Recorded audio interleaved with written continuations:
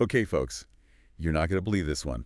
Uh-oh. We're going deep on ham bees today. Ham bees. Bees that produce ham. Oh, I know it sounds crazy, right? But there's this article, is there really an article about this? Ham in the Hive, a deep dive into the bizarre reality of ham beekeeping. Wow. I mean, the title alone had me hooked. Yeah, I can imagine. So today, let's try to figure this out. Okay. Like, how would ham beekeeping even work? Yeah. What are the challenges? Yeah. And is this ham, could it actually be good? Well, from what I've seen, the article really embraces the absurdity of bees making ham. Yeah, I mean, how could they? Exactly. Here's the science in all this. That's a good question. How do bees, how do they turn pollen and nectar into cured meat? Right, it's not like they're pigs or anything. No, not at all. So the article proposes that these ham bees have a special gland. Special gland? Yeah, that they've supposedly evolved. Hmm. And this gland allows them to convert, well, To convert what? those plant sugars from the pollen and nectar Right. into fats and proteins you find in ham. Wait, so they're saying bees could do what, like, scientists are trying to do in a lab? You mean with, like, plant-based meat? Exactly. That's kind of mind-blowing, isn't it? It really is. I mean, it's pretty far out there. It is, but Fascinating at the same time. I know. And the article, it goes even further. Well, there's more. It says that each bee has these little tiny reservoirs Reservoirs of what? of nitrates and curing salts. Hold on, like what we used to cure ham. Exactly. So instead of honey stomachs, they've got, like, little salt shakers inside them. That's essentially what they're proposing. I gotta say, it's a wild idea. It is, and even the article says there's no scientific evidence. So it's purely speculative. Yeah, but it does get you thinking, right? Yeah, it does. I mean, about the potential, however unlikely, yeah. of manipulating biological processes to create completely new foods. Okay, so let's just pretend for a minute. Let's say, hypothetically, that these ham bees are real. Okay. What would it be like to be a ham beekeeper? I have a feeling it's not all sunshine and honey-glazed ham, right? You're probably right about that. Yeah. The article talks about a ham beekeeper's routine, and it sounds Intense. intense. Yeah, you could say that. So what's it like? Well, it starts before sunrise, Oh, wow. with the beekeeper suiting up. Putting on their bee suit. Not your average bee suit. What do they need? Special protective gear. What, like chainmail to protect them from flying ham shrapnel? Not quite, but close. Oh, I see. These ham bees, they're very territorial. Oh, even more so than honeybees. Much more so. Wow. And all that ham they make, well, it makes them pretty greasy, too. So imagine getting stung, Right. and instead of venom, it's hot ham grease. Yeah, not a pleasant thought. I'm starting to think the special gear is more for show than anything else. Maybe, but the article really stresses the importance of keeping those bees happy. Happy bees, happy ham, I guess. That's the idea. A calm hive leads to better ham yield. How much are we talking here? Up to 30 pounds of ham From one hive. from one hive per season. That's a lot of ham. It is, but what happens if the bees are stressed? Oh, good question. What if they aren't, living their best bee lives? Does the ham taste bad? The article describes stressed bee ham as tasting like, and I quote, existential dread. Existential dread. Not exactly appealing, is it? Not really, no. It does make you wonder about the ethics of it all, though. It does. Like, are we putting ham production above the well-being of the bees? That's a good point. Yeah, it's a sticky situation, no pun intended. I see what you did there. But, okay, putting ethics aside for now, Okay. how do you actually get the ham out of the hive? Do you just scoop it out? Not quite. The article mentioned the special tool. Special tool. Yeah, it's called a ham comb scraper. Ham comb scraper. I know, it sounds interesting, right? Tell me more. It's like a spatula and a meat tenderizer combined. And you use it to carefully pry the ham comb. Away from the bees. Yeah, and then there's the smoker. Oh, so just like with regular beekeeping, Right. you use smoke to calm them down. Exactly. But in this case, the smoke does double duty. Double duty. It calms the bees down, of course. Huh? But it also infuses the ham with a smoky flavor. So they have like a built-in smoker for instant barbecue ham. Sounds like it. These fictional ham beekeepers think of everything. It seems that way. But even with all these tools and techniques, I bet ham beekeeping has its challenges. You're absolutely right. Nature always has a way of, Of throwing a wrench in the works. exactly. Yeah. Yeah, it's not just the bees themselves you have to worry about. Oh, there's more. Oh, yeah. Like what? Well, you've got the usual suspects. Predators. Exactly, like raccoons, Of course. bears, Yeah.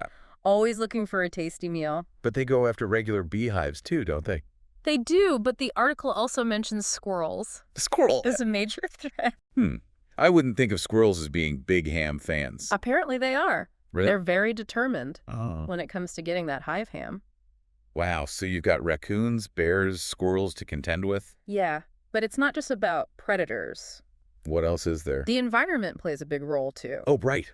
Just like with any other food. Exactly. Weather can affect how things taste. Exactly, like if there's too much rain, What happens then? it can dilute the flavor of the ham. Oh, so it would be kind of bland. Yeah, watery. That makes sense. And there's this interesting thing about lavender pollen. Lavender pollen. Yeah, if there's a lot of lavender blooming near the hive, Uh-huh. it can affect the ham. Really?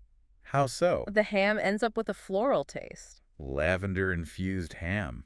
I don't know about that. It's definitely a unique flavor. Yeah, a little too unique for me, I think. I think the article said it was divisive. Divisive. How so? Some chefs, they love it.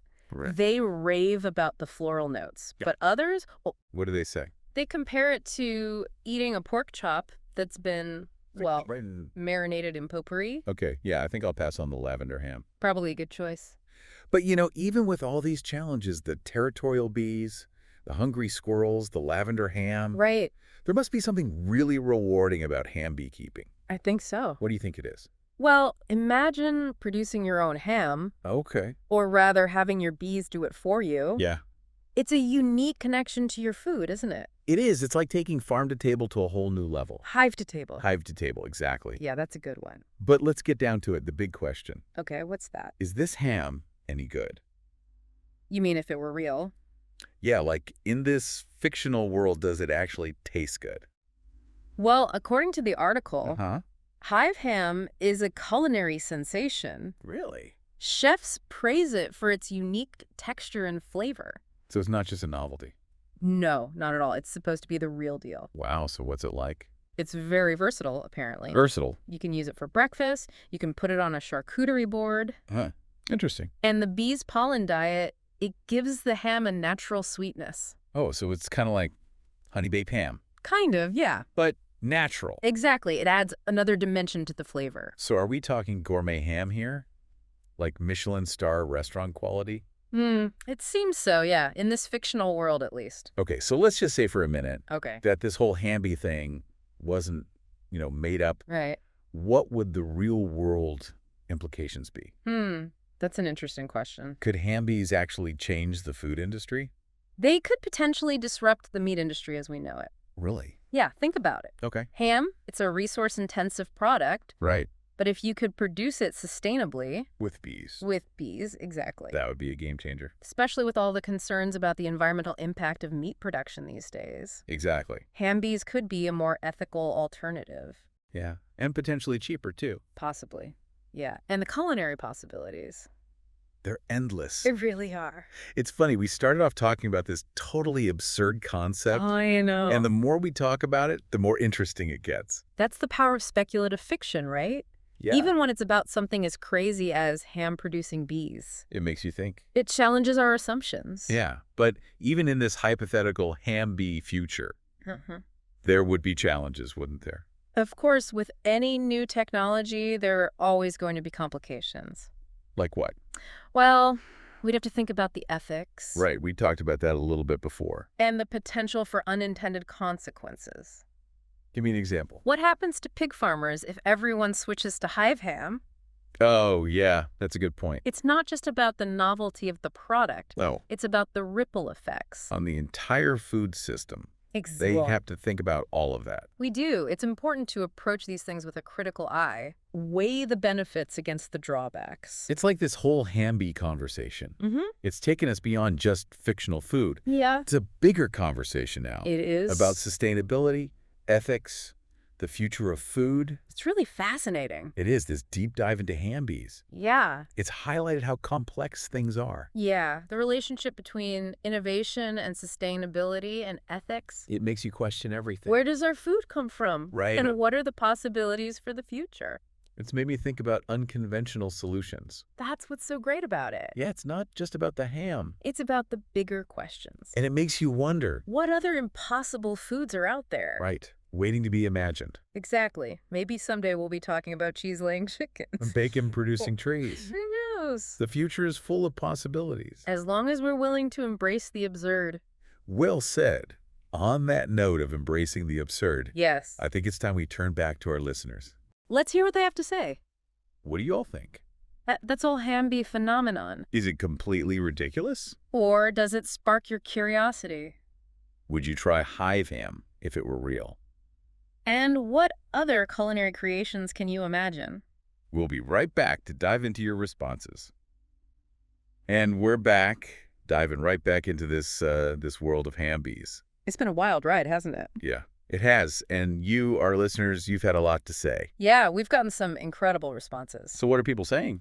Well, some are all in on this ham bee revolution, Really? coming up with recipes and all sorts of things. Like what? Someone even suggested a honey ham glaze. Made from ham bee honey. Exactly. That's amazing. People are really getting into this. They are. It's great to see. But I'm sure not everyone's convinced, right? Oh, definitely not. Some people are understandably skeptical, Of course. questioning the ethics of it all. Yeah, that's a valid point. Like, would the bees be exploited? Right. Would it really be sustainable? These are important questions. They are, even if it's just a hypothetical scenario. We can't ignore the potential downsides. It's not just about the novelty. It's about thinking things through. Exactly, looking at it from all angles. And that's really what this whole deep dive has been about, hasn't it? It has. It's amazing how even the most absurd ideas can lead to meaningful conversations Made us think differently. about where our food comes from And the challenges we face. and the potential solutions out there. So this whole ham bee thing, Even though it's fictional, it's been a great way to explore these ideas. the complex relationship between innovation and sustainability. In ethics, It's a reminder that sometimes we need to embrace the absurd. to really get those creative juices flowing. So as we wrap up this deep dive, Yeah. we want to leave you with one final thought.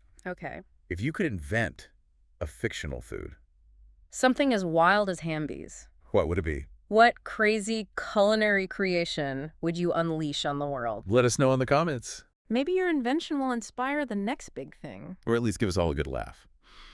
Until next time, folks. Keep exploring, keep questioning, and keep those imaginations buzzing.